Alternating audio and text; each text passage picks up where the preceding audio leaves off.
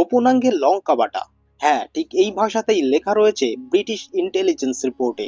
১৯১৫ সালে এক বিধবা বাঙালি নারীর উপর এই পৈশাচিক অত্যাচার চালিয়েছিল ব্রিটিশ পুলিশ। তবুও তার মুখ থেকে একটা কথা বের করতে পারেনি। কিন্তু কেন এই অত্যাচার? কারণটা ছিল ৫০টা মাউজার পিস্তল। বাঘা যতীন তখন বালাসোরের যুদ্ধের প্রস্তুতি নিচ্ছেন, কিন্তু এই পিস্তলগুলো ছাড়া ব্রিটিশদের হারানো অসম্ভব।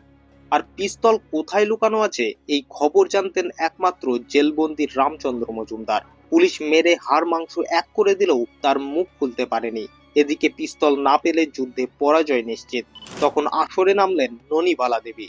দলের স্বার্থে তিনি বিধবা হয়েও হাতে শাখা এবং সিঁথিতে সিঁদুর পরে রামচন্দ্রের স্ত্রী সেজে সোজা জেলে ঢুকলেন।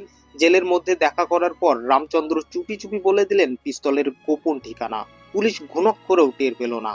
কিন্তু পরে পুলিশ জানতে পেল যে তিনি স্ত্রী নন।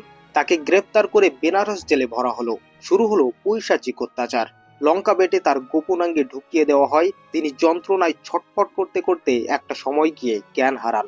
দিনের পর দিন অমানসিক অত্যাচার চলে, তবু তিনি পাথরের মতো চুপ ছিলেন। বাংলার প্রথম এই মহিলা রাজবন্দী, যার নাম ইতিহাস বইতে নেই। ননিবালা দেবীর এই ত্যাগের জন্য একটি লাইক দিন এবং চ্যানেলটিকে সাবস্ক্রাইব করুন এমনই বইয়ে না পড়া ইতিহাস জানতে।